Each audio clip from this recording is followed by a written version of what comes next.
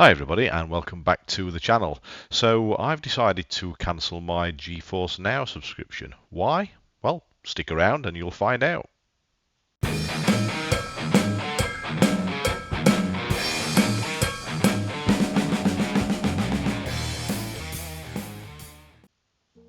So for the past few years I've been thinking about how to get back into PC gaming. At the time I couldn't really afford a decent gaming PC.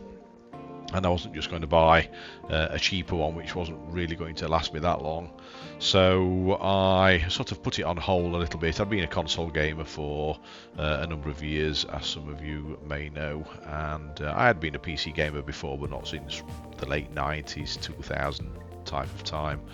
And yeah, I didn't want to kind of leave consoles behind at all, but just wanted to be able to play games like Euro Truck and American Truck that still aren't available on consoles.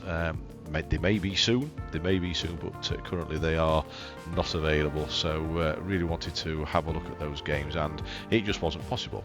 And then a friend of mine said, "Why don't you try Geforce Now? I've got the service, and I think it's great." So I had a look at it, and I subscribed, and I started off on the 1080p priority tier. And about probably a month later, I decided to upgrade to the full fat version, the ultimate version, and absolutely loved it. In fact, I loved it that much I made a video some time ago singing its praises and saying how I thought it was the future of gaming. Now that stance hasn't really changed, to be honest. In the main, it still stands. I still think it's probably the future of gaming, but I think it's a number of years ahead still yet, and those reasons why I think that is will be evident in a short while. But yeah, it's gone a little bit pear-shaped for me particularly. So it all started around about I started the subscribing to Geforce Now in about October 22. And it was fine for a while until it got to a point where I was doing some Train Life videos, Train Life a Railway Simulator, which some of you may have watched, and I started having problems with my game save. And for anybody that doesn't know, on Geforce Now, it is literally just a streaming service, so there is no data held, there's no save game data held on their systems or anything like that. It's all synced up via the cloud, via either Steam or Epic or one of the other online gaming websites. And if you haven't got that set up, then it won't save your game. Now, it saves the game temporarily until you log off, and then that game save is lost unless it's been synced up to the relevant service like Steam. I keep mentioning Steam because it's the main one I use.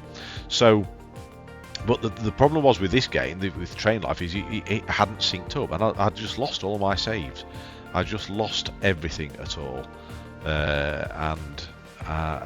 should I say, and all, and yeah, it really pissed me off, to be honest. I was so frustrated with it, and I can't remember exactly what I did then. If I'm honest, I'm just trying to think back. I think I possibly started another series, but then I think something else happened, and I decided to go back to my Xbox game, because I did have Train Life on Xbox. I got that when it first came out, and I went back to that one and started a new series on it, which I do need to continue. Actually, I do promise I will get back into Train Life at some point. So there's been that many games, though, as it is, it's the same old story, isn't it? So that was the start of one of my issues, and then I bought Warhammer, a Warhammer game, and that had problems where I got to a certain point in the battle. That the game just crashed, and it came up with a server error. Actually, it actually said a Geforce Now server error.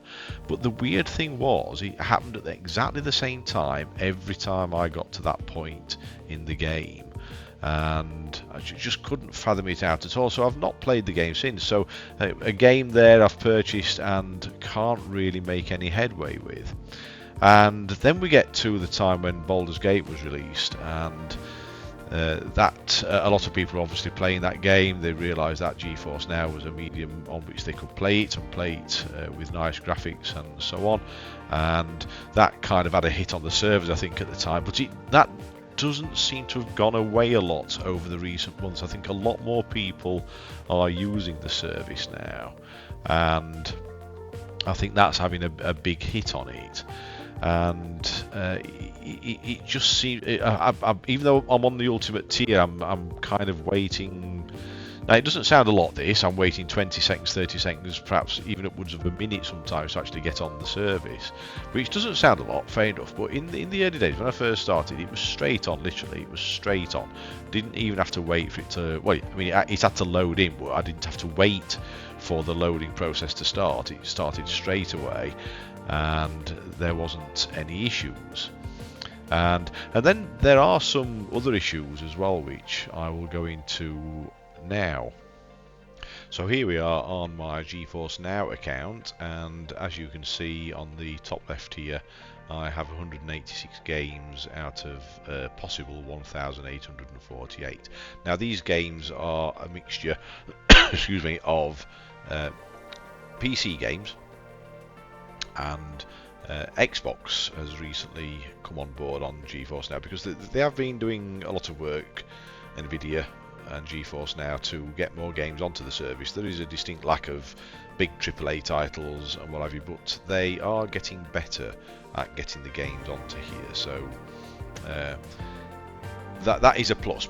However, a lot of the games get into a situation where you can't play them for one or two reasons, which I'll explain in a short while. Now, as I said, Xbox has come on here, but I'm primarily now talking about PC games. And just for anybody that doesn't know how the system works, how Geforce Now works, you don't purchase your games from Geforce Now, you don't rent games from Geforce Now.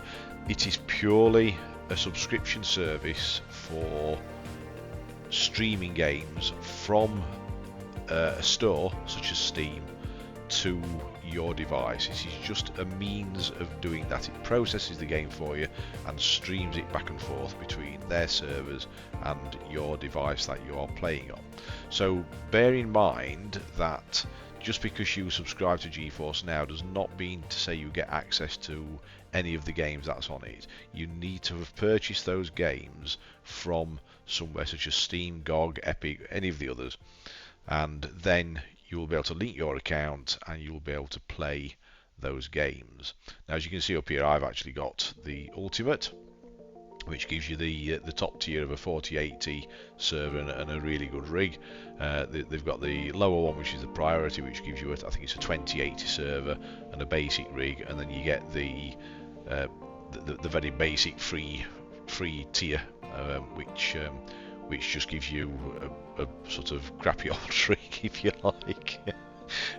It's probably not that bad, but you get me drift, and a big queue to wait for as well. So that's the other disadvantage there with the free tier.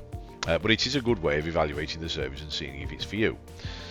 So, out of these 186 games, there will be a number of games that you will find every now and again get a message where they are doing some sort of maintenance or patching.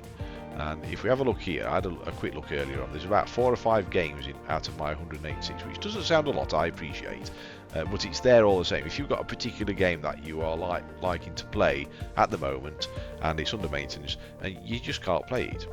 Now, you'll get one message like on this one, which says it's offline, the game is offline for maintenance, we're working to make it available as soon as possible. And if we scroll down to EVE Online, which is just here, this one has a slightly different message. It says it's patching. We're currently patching the game. It will be ready to play in a few hours. Now, generally speaking, from what I understand and from my experience, and if it's patching, it will say that this message here, we're currently patching the game. It will be ready to play in a few hours, which it generally will be. So, in my experience, that is what the case is. But if it's got this other message up here, then there's even a chance that your game won't even make its way back. And I had this very experience where I purchased a game called Distant Worlds, and I checked on here, which is my advice. If you're not used to this system, check before you buy a game that it is available on Geforce Now. Not all games are available all the time, so please check that it is available to play on Geforce Now before you purchase anything. But I did check, and Distant Worlds was available to play on Geforce Now, so I went ahead and purchased it. And when I came on to play it, I got this message saying it was offline. And I waited a week and nothing happened. It was still the same message, and I messaged the customer service team, and they got back to me and said, well, occasionally this kind of thing happens. It should be online shortly or whatever. And it never came back online. Never came back online, and I have just noticed, having had a look just now, that if we go down to where Distant Worlds would be, which would be around this kind of area, in fact I've actually searched for it, so I know it's definitely not here, that there's no Distant Worlds. They've taken the game off. So just bear in mind that you may purchase a game. It might be quite an expensive game you buy. You know, games can cost nearly £100 or even more than that in some cases if you get the DLC and everything. So just bear in mind that you may purchase a game and they can take it off at any time they like. So just be warned on that particular situation. Okay.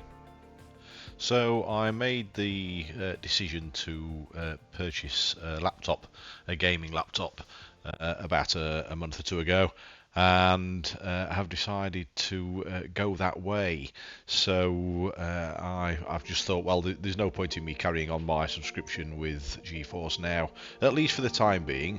Don't get me wrong, I'm not saying I wouldn't use the service. In fact, I would recommend the service still. You know, if anybody doesn't want to buy a PC, can't afford a decent PC, anything like that, and you want to play PC games, then it's a fantastic service. I'm not knocking the service.